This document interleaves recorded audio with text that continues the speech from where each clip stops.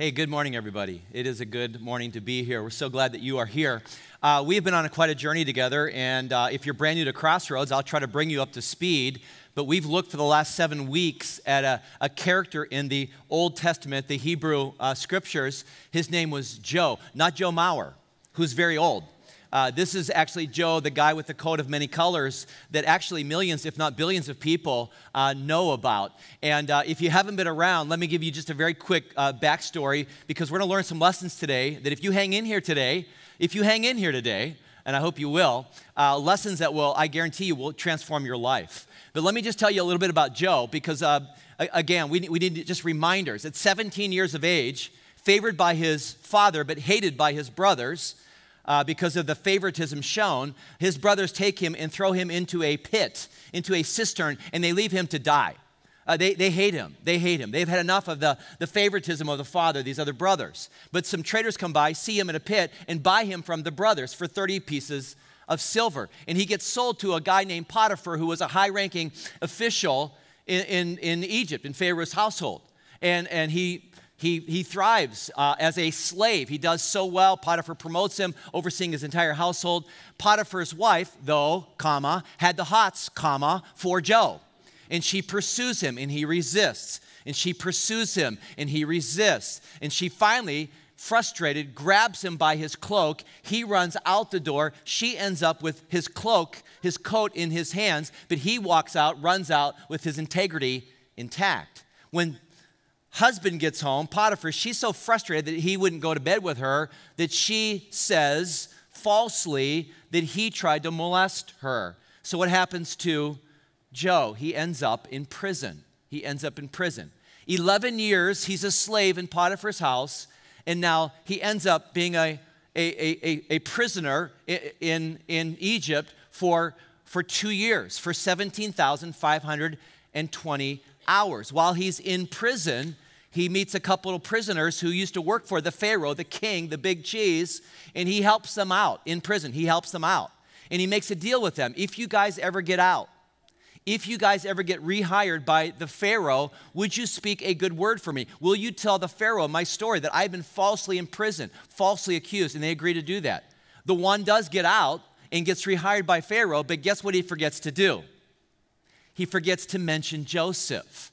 And so Joseph just waits and waits 17,520 hours in a prison in Egypt. And he finally gets a break at age 30. And we'll get to that later. But before we do that, I just want to push the pause button. And I want you to think about those 13 years. I want you to put yourself in Joseph's sandals.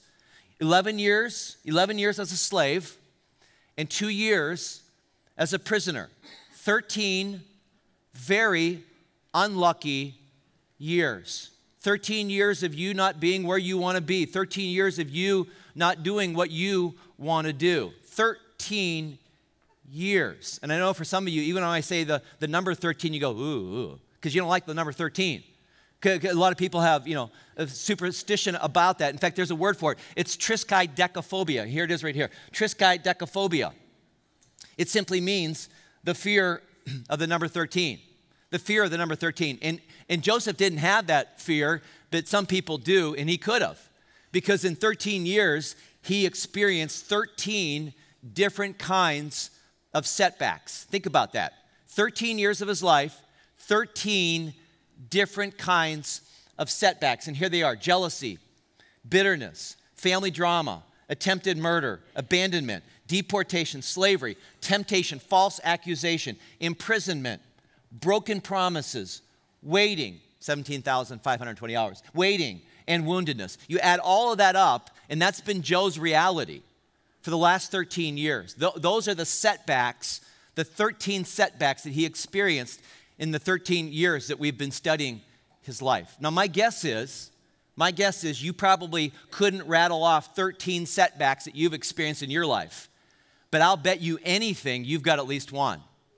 As you think back in your life right now, my guess is you could put your hand up, or you could stand up and you could say, I got a few. I got a few. And maybe for you it's divorce. Or maybe for you it's debilitating debt. Or maybe for you it's depression. Or maybe for you it's your cancer. Or maybe for you, it's your chronic pain. Or maybe it's your anxiety. Or maybe for you, you have been abused in your lifetime. Or maybe for you, it's a loss. Or maybe for you, it's a disability. Or maybe for you, it's something else that I didn't mention. But my guess is I hit some of you as I was rattling those things off. And maybe you're thinking, Pastor Phil, how do you know?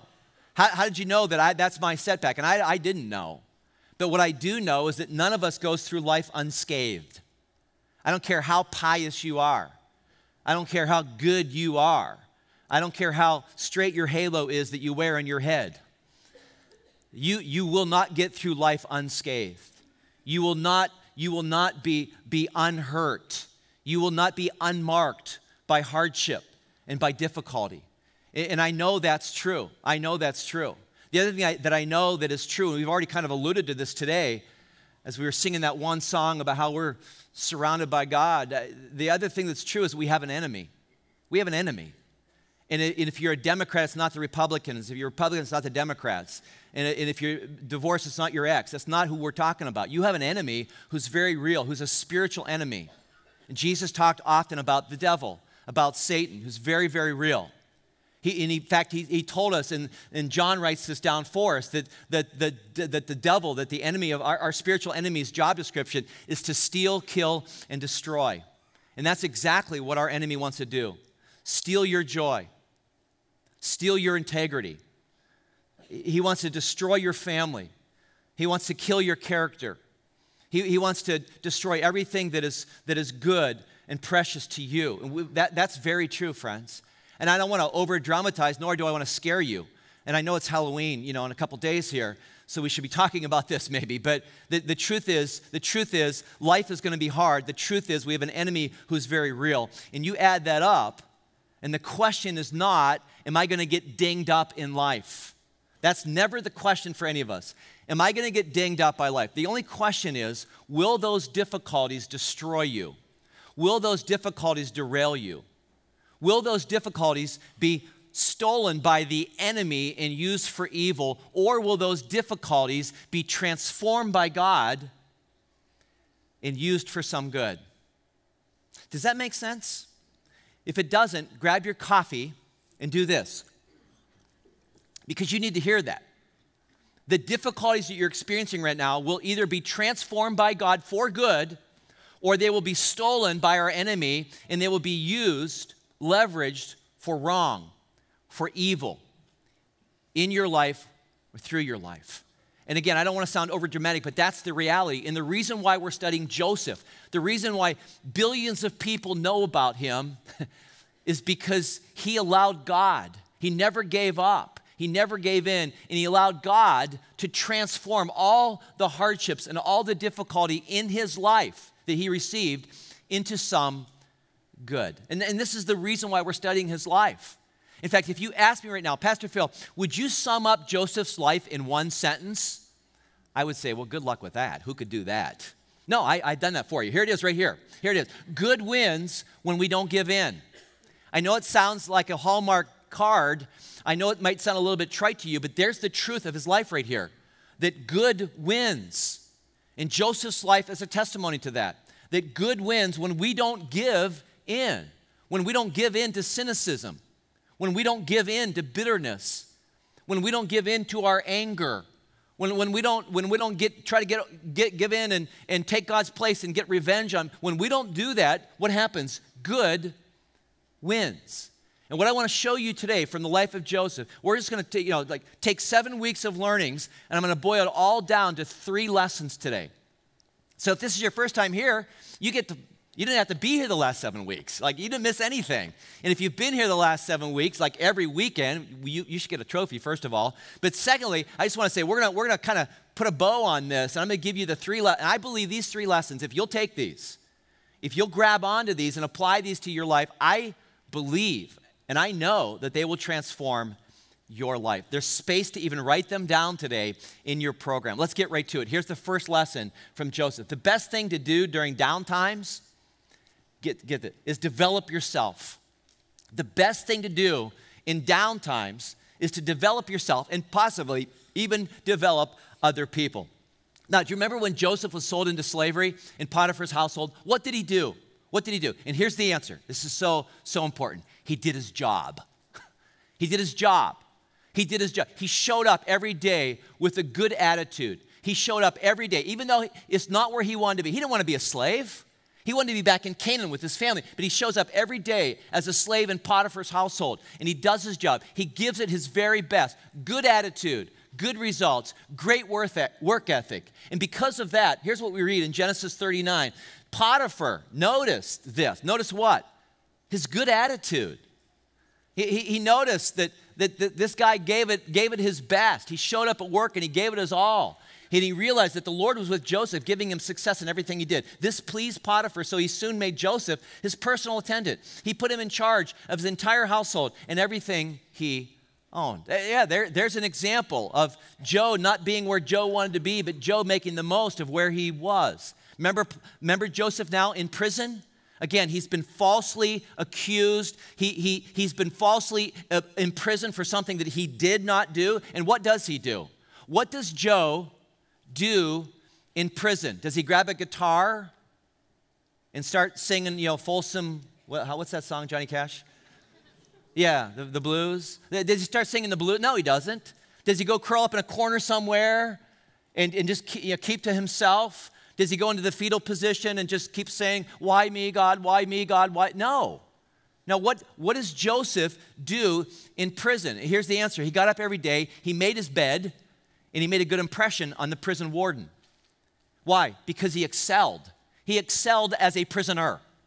He didn't sing the blues. He didn't curl up in the corner and play the why me card at all. No, he excels. He excels. And not only that, he even noticed other prisoners in need. Did you hear that? That guy had every right to check out. But instead, he checks in with the lives of other prisoners and helps them. And that's what we read in Genesis chapter 40. When Joseph saw them, the other prisoners, the next morning, he noticed, note that word, notice, by the way. He noticed that they both looked upset. Why do you look so worried today, he asked them. What's Joe doing here? He's going beyond. He's going beyond what a prisoner should do. He's noticing other people in need. He's tuned into the needs, the hurts, the feelings of other people, even in prison. All right, now, let's forget about Joe. What about you right now? Are you in a downtime? Are you in a place that you don't want to be right now? Are you somewhere that you don't want to be, doing something that you don't want to do? Is life not going according to your plan A? So the temptation, if that's true for you, is to check out. The temptation is to give in to temptation. The temptation is to give in to sin. The temptation is to give in to despair. The temptation is to become cynical. It's kind of a who cares about anything going on. It's to lose heart. It's to wallow. It's to whine in self-pity. And the reason why Joe is the hero of our story, the reason why we're talking about him thousands of years after he's dead, is because he never did that. Wherever he found himself, you need to hear this. Wherever he found himself, he made the most of it. Wherever he found himself, whether it was in a palace or whether it was in a pit, whether it was as a free man or whether it was as a prisoner, he made the most wherever he found himself. And can I ask a very personal question of you? Are you? And then you can ask me a very personal question. Phil, are you? Are we making the most of wherever we find ourselves? Even when we find ourselves somewhere we don't want to be, are we making the most of life right now? We may not be where we want to be, right? But here's the truth. Good wins when we don't give in. That's the truth. When we don't give in, good wins. Not the devil, not evil, not harm, but good wins. So you may not be where you want to be right now. So much might be out of your control right now. But my question for you is, what is within your control right now? There might be 1,000 things that are beyond your control. But what is within your control right now for you to do? What is it that you could lean in during this downtime that you're in right now? What can you do? How can you work on you right now? Instead of going and curling up in a ball over here, instead of pulling out the guitar and singing the blues, what can you do right now to develop you?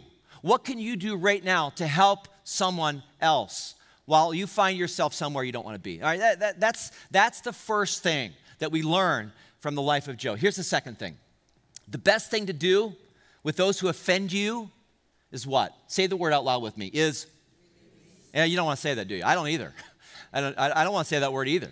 When someone hurts you, when someone wounds you, the best thing, not the easy, I didn't say the easy thing to do. No, it's the hard thing to do. It's the best thing to do is to release them. It's to, instead of hanging on to that hurt, instead of hanging on to that right that you think you have to try to get even with them, the best thing to do is to do this. I'll give you an example right now. When the writers of the Bible talk about forgiveness, here's what the word means. You go from hanging on to the hurt, hanging on to my right to get even with them, and what forgiveness is throughout God's word, it's just simply this. It's giving up my right to get even. And that's what Joe did. You think about this. We looked at 2 weekends of the roller coaster, up and down emotions that Joseph felt when his brothers who had wronged him show up in Egypt, not knowing Joe's even alive, not recognizing Joe. They show up because they need food. They need grain. They're going to die if they don't bring stuff back to Canaan. And they have no idea that Joseph is in charge, that Joe is dishing out the food. And what they don't also know is that Joe had the power. Here come the guys that have made your life hell on earth for 13 years. Here comes his brothers, and what they don't know is he's in charge. What they don't know is he could snap his fingers, and off they go to prison, or off go their head. They don't know that. And Joe sees them. And we look 2 weekends at this up and down, this roller coaster of emotions. What will Joe do? He has the power, and he has the opportunity to get vengeance on them. He has the power and the opportunity to try to settle the score. I mean, come on. We all know this, right? That hurt people, right? Well, Joe's hurt. He's been hurt for 13 years. So hurt people, right? Now he's going to try to hurt them, right? And we also know that you feel a lot better when you settle the score, right? Did you see the face? Yeah. No. Now, some of you know that vicious circle all too well. You think that if you can just hurt the person who's hurt you, that you'll feel better on the inside. And I'll put my Dr. Phil hat on. How's that working for you? Not well. Because that vicious cycle never ends. Because you think you're going to hurt them back and you're going to feel good all of a sudden, and you don't. So what will Joseph do? Well, what Joseph does is he calls his brothers to him. And we're going to pick the story back up for those of you who weren't here. He says, please come closer. They don't know who he is. He said to them. So they came closer. And he said again, and here's the big reveal. I am Joseph, your brother, whom you, just to remind you, whom you sold into slavery in Egypt. But don't be upset and don't be angry with yourselves for selling me to this place. It was God. What? It was God who sent me here ahead of you to preserve your lives. This famine that has ravaged the land for 2 years will last 5 more. And there will be neither plowing nor harvesting. God has sent me ahead of you to keep you and your families alive and to preserve many survivors. So it was God who sent me here, not you. And he is the one who made me an advisor to Pharaoh, the manager of his entire palace, and the governor of all Egypt. Joseph does what? We called this last weekend. We called it the unnatural act of forgiveness. There's nothing natural about it. It is the hardest thing that you will have to ever do or I will have to do, which is just simply to let go of the person who's hurt you. It's unnatural. It's unnatural. You give up your right to get even. And that's what Joseph does. And then he sends the brothers off to get daddy and to bring him back to Egypt. He's going to take care of them. And daddy comes back with the brothers and the families and all their stuff. And then daddy dies. And then the brothers get really worried that without daddy alive, what's Joe going to do? Let's pick up the story again. This is back to it. But now that their father was dead, Joseph's brothers became fearful. Now Joseph will show his anger and pay us back for all the wrong we did to him, they said. So they sent this message to Joseph. It was a text. Before your father died, he instructed us to say to you, please forgive your brothers for the great wrong they did to you, for their sin in treating you so cruelly. So we, the servants of the God of your father, beg you to forgive our sin. When Joseph received the message, look what he did. He broke down and wept. Then his brothers came and threw themselves down before Joseph. Look, we are your slaves, they said. But Joseph replied, don't be afraid of me. Look at this. Am I God? You need to remember that. Am I God? Am I the judge? Am I the jury? Am I the executioner? No. Am I God that I can punish you? You intended to harm me, but God intended it all for good. Now, can I just stop right there? This is my favorite verse in the Joseph story right here. This is chapter 50 right here. This is my favorite verse. This sums it all. You intended to harm me, but God. I'm going to do a series someday called But God. You wait. But God intended it all for good. He brought me to this position so I could save the lives of many people. Now, don't be afraid. I will continue to take care of you and your children. So he reassured them by speaking kindly to them. There it is, friends. Good wins if we don't give in. There it is right there. Good wins if we don't give in to bitterness, if we don't give in to resentment, if we don't give in to anger. Good wins. Good wins when we refuse to grab the gavel and put the black robe on and pretend like we're the judge of the world. Now, that's God's job. God's job is to punish the people who've hurt you, not your job. And that's the lesson that we see in the life of Joseph. So let me just ask you, and this is going to be hard, but who's offended you? Who has hurt you? And if you have no answer to that, you're not alive. You're like a zombie, or you're I don't know what you are. You're a robot or something. Because if you're a human being, you've been hurt by somebody. So who is it that has hurt you? Who is it that you secretly wish that you could hurt them back? Who is that person? Because if you've heard nothing I've said yet today, and that's some of you, I want you to hear this.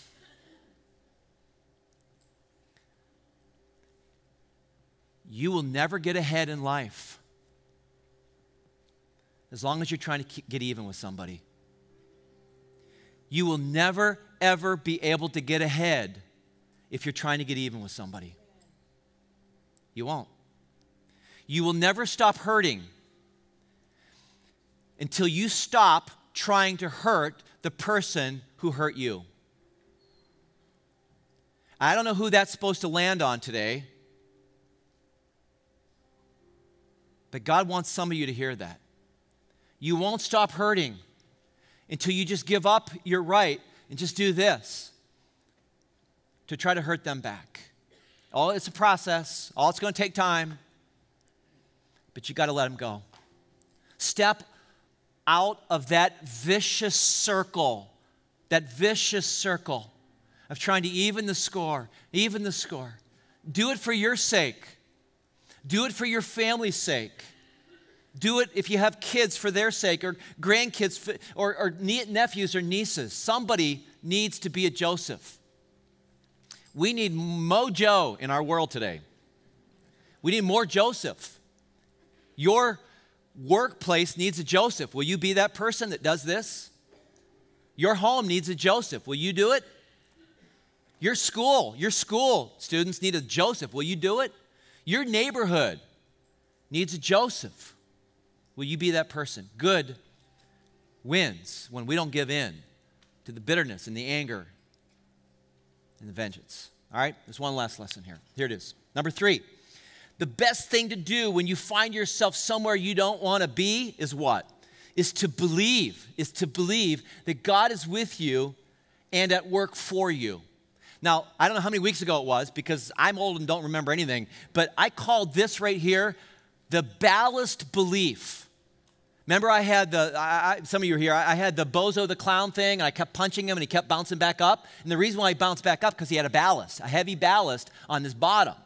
And what I said to you then, I need to say it again to myself and you, is we need a ballast. We need a balanced belief that when life knocks us down, we're going to get back up. And the balanced belief of Joseph was this, that God was with him. He was with him in the pit. He was with him in the prison. He was with him at all times. And not only was God with him, but God was for him. That God was trying to transform all the stuff that was happening to him. They weren't setbacks, they were set-ups. God was transforming those things for some good in Joseph's life and through Joseph's life. That was his balanced belief that he believed in. He kept believing it in all the ups and all the downs. Joseph never gave in to thinking that because God was silent, God was absent. Please, friends, please never, ever, ever mistake God's silence for God's absence. You may not hear God right now, but that does not mean he's not involved, that he's not sovereign, that he's not at work in your life. Don't believe that, friends. And that's what kept Joseph going. And that's why he didn't give in, because he believed that. And as I might have said already once today, good wins when we don't give in. Good wins when we don't give in. When we don't give in, what does God do? God steps in. When we don't give in, God steps in and he takes the bad and he transforms it into some good. When we don't give in, intended evil becomes eventual good. When we don't give in, God uses every pit and every prison. And I know some of you right now are in a pit. I know some of you feel like right now you're in a prison. And I get it, and God gets it. But you can't give up, and you can't give in.